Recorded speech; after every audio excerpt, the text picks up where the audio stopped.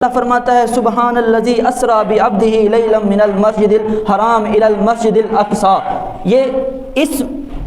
یہ جو دورانیہ ہے مسجد حرام سے مسجد اقصی، یہ کیونکہ واضح طور پر قرآن پاک سے ثابت ہے۔ اگر کوئی بندہ یہ انکار کرتا ہے کہ جی یہ مولویوں نے اپنی طرف سے کہانی بنائی ہے، یہ کیسے پاسبل ہو سکتا ہے کہ اتنا فاصلہ میں یہ تھوڑے سے حصے میں کر لیا، تو اگر اس دورانیے کا کوئی انکار کرتا ہے تو وہ دائرہ اسلام سے خارج ہو جائے گا، کیونکہ واضح طور پر وہ قرآن پاک کی آیات کا انکار کر رہا ہے۔ پھر قرآن پاک کی جو سورہ نجم ہے اس کے اندر اللہ تبارک و تعالیٰ نے وہ جو واقعہ ہے جب پیارے آقا صلی اللہ علیہ وآلہ وسلم اللہ تعالیٰ کے سامنے حاضر ہیں اور ہم کلام ہو رہے ہیں، اور اس وقت کا جو نقشہ ہے وہ اللہ تبارک و تعالیٰ نے سورہ نجم کی ابتدا کے اندر بیان فرمایا ہے۔ اللہ فرماتا ہے وَالنَّجْمِ إِذَا هَوَىٰ مَا ضَلَّ صَاحِبُكُمْ وَمَا غَوَىٰ وَمَا يَنطِقُ عَنِ الْهَوَىٰ إِنْ هُوَ إِلَّا وَحْيٌ يُوحَىٰ عَلَّمَهُ شَدِيدُ الْقُوَىٰ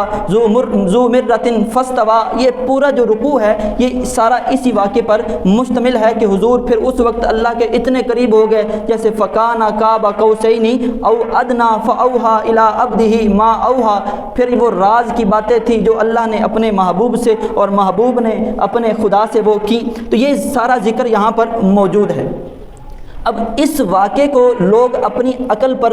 تولتے ہیں اور اس واقعے کا انکار کرتے ہیں، کہتے ہیں کہ یہ کیسے پاسبل ہے کہ رات کے بالکل تھوڑے سے حصے میں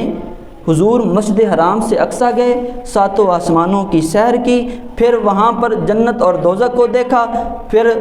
جو ہے اللہ کی بارگاہ میں حاضری ہوئی، پھر واپس آ گئے اور جیسے گئے تھے وقت وہیں پہ ٹھہرا ہوا ہے۔ انسان اس چیز کو اپنی عقل پر تولتا ہے، پھر اس واقعے کا انکار کر دیتا ہے۔ یہ آج کل یہ کیونکہ نئی جنریشن ہے وہ عقل کی بات کرتی ہے، عقل یہ نہیں مانتی کہ یہ کیسے ہو سکتا ہے کہ میں تو گھنٹے کے اندر اتنا سفر کرتا ہوں، اس سے زیادہ نہیں ہو سکتا۔ تو یہ عرش لامکان زمین سے لے کر پہلے آسمان تک جو فاصلہ ہے یہ 500 سال کا ہے، اور پھر جو آسمان ہے، آسمان کی موٹائی اتنی ہے کہ اگر بندہ اس میں سفر کرے تو 500 سال لگ جائیں گے۔ پھر یوں یہ کرتے کرتے ساتوں آسمانوں میں یہ تقریباً 7000 سال یہ اتنا یہ فاصلہ بنتا ہے، پھر ساتویں آسمان کے اوپر جنت ہے، پھر عرش لامکان ہے کہ کچھ جس کی کوئی جگہ نہیں۔ حضور نے اتنا فاصلہ یہ منٹوں کے اندر طے کر لیا، انسانی عقل حیران ہے اور حیران ہو کر وہ انکار کر دیتی ہے۔ تو میں ایسی عقلوں کو قرآن سے اور سائنس کی روح سے جواب دینا چاہتا ہوں، اور یہ کیوں دے رہا ہوں؟ ہماری جو نسل ہے وہ اس واقعے کو صرف اپنی عقل پر نہ لیں،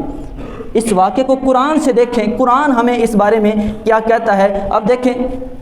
اللہ تعالیٰ نے سورہ بنی اسرائیل کے شروع میں فرمایا سبحان الذی اسری بعبدہ، پاک ہے وہ ذات جو اپنے بندے کو لے گئی۔ یہ سیر، یہ جو معراج، یہ حضور نے خود نہیں کی، یہ اللہ تعالیٰ نے کروائی ہے۔ یہاں پر تو انکار کی گنجائش ہی نہیں، کیونکہ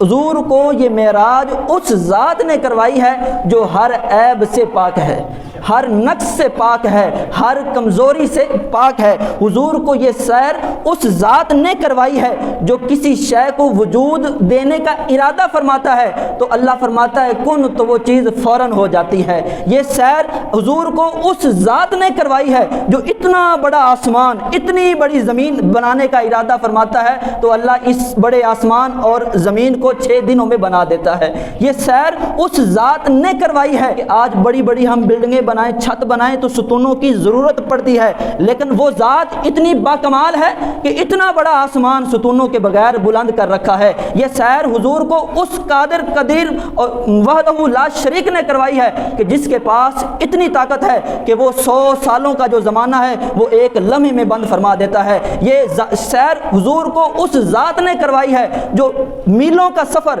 وہ ایک چند قدموں کی مسافت میں اللہ تبارک و تعالیٰ وہ بند فرما دیتا ہے۔